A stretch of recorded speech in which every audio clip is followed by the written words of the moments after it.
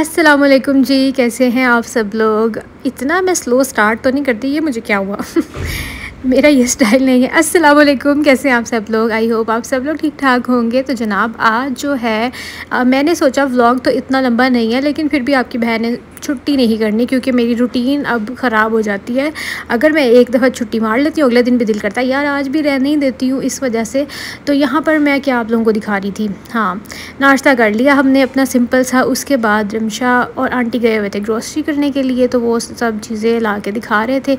और बस बेसिक जो घर की ग्रोसरी थी यही लेनी थी, कुछ सब्ज़ियाँ। और वैसे भी ईद अभी गुजरी है तो इस वजह से जो है ना अब दिल कर रहा था कुछ सब्ज़ियाँ खाने का। तो साथ में ये ब्यूटी प्रोडक्ट्स रिमशा की तो लाजमी आती हैं तो वो अपना कुछ दिखा रही थी, साथ में फ्रूट्स। और ये भी राइस फ्लोर लेके आई है जो कि उसने मास्क शास्क बना के यूज़ करना होता है। बड़े पंगे लेती है ये, कभी बेसन वाला मास्क बनाती रहती है और कभी राइस मास्क बनाती रहती है। तो बस मैं कभी आप लोगों के साथ शेयर करूँगी डिटेल के साथ। मैं खैर इस मामले में थोड़ी सुस्त हूँ, मेरे से जो है ना वो फेस पैक्स इतने बनते नहीं हैं। वैसे भी ऑनेस्टली स्पीकिंग मैंने ये चीज़ फ़ील की है कि जितना आप स्किन को फ्री हैंड छोड़ते हो ना उतना ही वो ज़्यादा ग्लो करती है, उतनी ज़्यादा हेल्दी रहती है। और ये मैंने रिमशा को भी कहा था। और जितना मतलब आप कुछ ना कुछ अप्लाई करते रहते हो ना उतना ही स्किन थोड़ी सेंसिटिव हो जाती है। और जो स्किन जब सेंसिटिव हो जाती है तो फिर उसके ऊपर रिएक्शन होने के चांसेस ज़्यादा होते हैं। और यहाँ पर बस ये फ्रूट हमारे हो गए, अब बस सब चीज़ों को समेटते हैं और डिसाइड करते हैं कि आज हम लोगों ने खाने में क्या बनाना है। तो आज सब ने बोला कि भिंडी खाने का दिल कर रहा है, तो इसलिए अब हम बनाने वाले हैं भिंडी गोश्त। और आप लोग मुझे बताएंगे गर्मी की कैसी सूरत हाल चल रही है। गर्मी इतनी ज़्यादा है यार। खैर हम क्या हर वक्त अल्लाह को कुछ चीज़ों के लिए कंप्लेन नहीं करते रहते हैं, बस अल्लाह का शुक्र अदा करना चाहिए। हम जिस भी हाल में हैं अल्लाह ताला ने हमें बहुत सी नेमतें दी हुई हैं, तो इसलिए अल्लाह का शुक्र अदा करना चाहिए। हम हमेशा चीज़ों की नेगेटिव साइड को देखते रहते हैं, यार ये हो गया, यार वो हो गया तो इसलिए मतलब मुझे ऐसा लगता है कभी कभी जब हम बहुत ज़्यादा नाशुक्रे हो जाते हैं ना तो उस टाइम पे फिर आपको फ़ौरन से ये याद आना चाहिए कि कुछ चीज़ों में अल्लाह ने आपको बहुत ज़्यादा जो है ना वो नवाजा हुआ है। अल्लाह ने बहुत सारी ब्लेसिंग से हमें नवाजा हुआ है, तो उस चीज़ के लिए शुक्र भी अदा करना चाहिए। और हमेशा जो है ना शुक्र करने वालों को अल्लाह ज़्यादा नवाजता है, तो अल्लाह का शुक्र है। मैं अभी नाशुक्री होने लगी थी, जैसे आप लोगों ने सुना ही होगा कि मैं वीडियो में बोल रही थी कि गर्मी इतनी ज़्यादा है, तो मुझे फ़ौरन से याद आया कि नहीं यार मतलब अल्लाह ने हमें इस काबिल किया हुआ है कि हम लोग एसी में रह सकते हैं चाहे गर्मी ज़्यादा भी है, तो उस चीज़ के लिए भी अल्लाह का शुक्र है।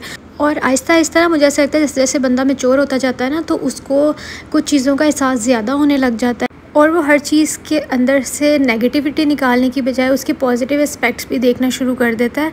और हाँ ये मेरा बिल्कुल भी मतलब नहीं है कि जैसे जैसे बंदे की एज होती जाती है, क्योंकि मैंने बहुत से ऐसे लोगों को देखा है कि जिनकी एज काफ़ी ज़्यादा होती है लेकिन उनके अंदर वो मैच्योरिटी नहीं होती, चीज़ों को देखने के लिए उनके पास पॉजिटिव एस्पेक्ट नहीं होता। मतलब कुछ लोग बहुत नेगेटिव होते हैं और इसका ताल्लुक़ किसी एज के साथ नहीं होता। मुझे ऐसा लगता है कि अगर आप लोग पॉजिटिव है ना तो वो आपके अंदर चीज़ होती है, हमेशा से रहती है। लेकिन अगर आपने किसी चीज़ में नेगेटिविटी ढूंढनी है तो फिर वो आप किसी भी एज में है वो आप ढूंढ सकते हैं। तो खैर अब यहाँ पर मेरी मदर इन लॉ ने बना ली थी भिंडी गोश्त, बस वो दम पे पड़ा हुआ था।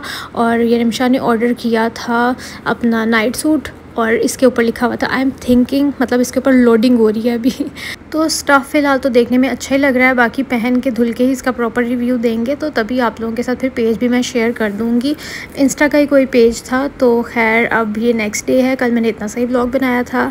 तो नेक्स्ट डे आज मैं जब सुबह उठी ना तो मेरा पराठा खाने का दिल कर रहा था और साथ में मैंने सोचा कि एग बना लेती हूँ और अचार। अच्छा ये जो देसी एक प्रॉपर नाश्ता है ना जिसमें एग, अचार, अंडा, पराठा, चाय, ये सब चीज़ें होती हैं ना, इसकी मतलब वाइब ही एक अलग होती है। और यहाँ पे मैंने ना बिल्कुल छोटू सा बनाया था लेयर्स वाला पराठा, तो इसकी शेप को आप लोगों ने इग्नोर करना है क्योंकि आटा थोड़ा सॉफ्ट था। तो मैंने कहा बस ठीक है, पराठे की शेप को थोड़ी देखना है, पराठे की अकल को भी देखना है। कहते हैं ना शक्ल नहीं अकल देखनी चाहिए, क्योंकि शक्ल तो फिर भी किसी ना किसी तरीके से कवर हो ही जाती है, अक्ल नहीं कवर होती। अब देखिए मैंने इसकी एक साइड जो इसकी शक्ल ख़राब थी ना वो मैंने अंडा रख के कवर कर ली है। और फिर दोपहर का टाइम था तो मैंने सोचा कि आज मुझे प्लीज़ कोई ना कहे कि सब्ज़ी के अंदर गोश्त डालना है, मुझे सिर्फ सब्ज़ी बनानी थी। तो यहाँ पे मैंने प्याज जो है ना वो हल्के से ब्राउन करने हैं, मतलब सौते करना है, बस बहुत ज़्यादा उनको ब्राउन नहीं करना क्योंकि सब्ज़ी के लिए आपको प्याज को कड़क नहीं करना होता। और उसके अंदर मैंने टमाटर ऐड कर दिए, हरी मिर्चें जो आजकल लाल मिर्चें बनी हुई हैं वो मैंने इसके अंदर ऐड कर दिया। थोड़ा सा मसाला भूनेंगे और इसके अंदर हम ऐड करेंगे तोरी, जिसको हम पंजाबी में तोरी कहते हैं और उर्दू में शायद तुरई कहते हैं। इंग्लिश तो मैनू पता नहीं, जो तुहानू पता है तुसी मैनू दस सकते हो।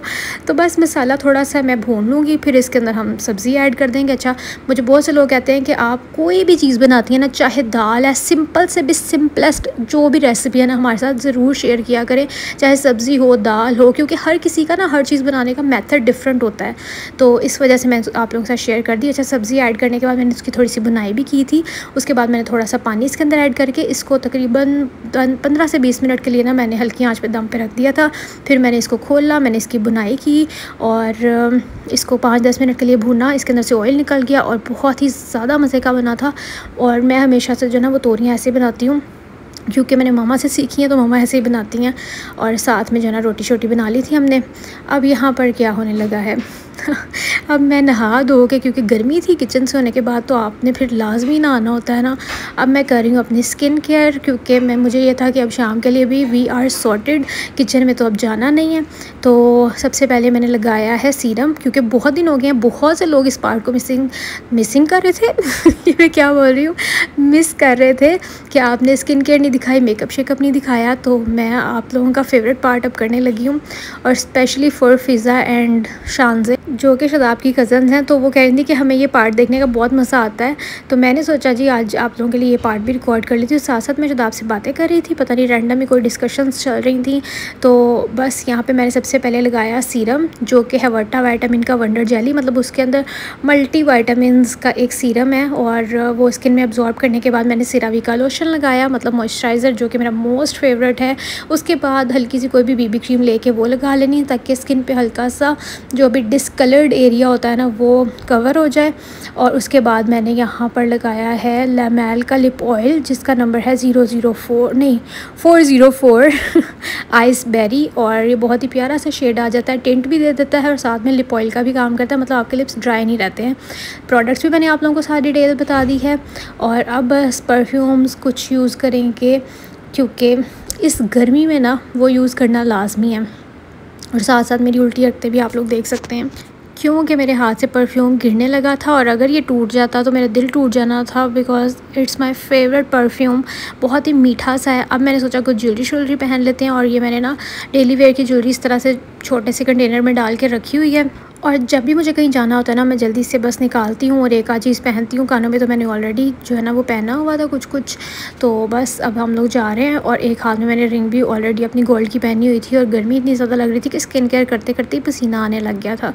और बस उसके बाद हम लोग आ गए हैं बाहर, और बाहर आके जो है ना वो दिल कर रहा था कुछ फ्राइज़ वगैरह खाने का, तो हम लोग रुके थे सद्दाम पे, यहाँ से ली फ्राइज़। और जिस व्लॉग में मैंने आप लोगों को नेल पेंट कलेक्शन दिखाई थी, मतलब व्लॉग के अंदर ही मैंने आपसे 2-3 मिनट का पार्ट शेयर कर दिया था, ताकि आप लोगों ने अगर लेनी है तो आप लोगों की हेल्प हो सके।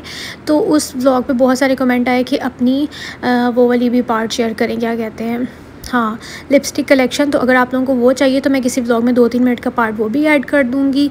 लेकिन यार उसको बनाना बहुत मुश्किल है, एक शेड दिखाना पड़ेगा खैर कोई बात नहीं। उसके बाद हम लोग आ गए थे इचरा, और ये हमारे फेवरेट ज्वेलर हैं अब्दुल बासित ज्वेलर्स। और आप लोगों को पता है कि हमें जब भी कोई काम होता है ना, तो हम इनके पास ही आते हैं, क्योंकि एक तो गोल्ड के रेट बहुत अच्छे मिल जाते हैं, और दूसरा ये कि इनके पास वैरायटी बहुत ज़्यादा होती है। और अगर जैसी चीज़ दिखाओ ना वैसी बना देते हैं। ये झुमकी के अंदर से जो झुमकी निकल रही थी ना, ये वाला मुझे गोल्ड ईयरिंग बहुत ज़्यादा पसंद आया। तो हम लोगों ने कुछ एंकलेट का ऑर्डर देना था, वो जब आएगा तो मैं आप लोगों के साथ शेयर करूँगी। तो बस इतना सा ही काम था। ये अंकल ने मुझे 9 to 5 एंकलेट जो है ना वो गिफ्ट की है, थैंक यू सो मच।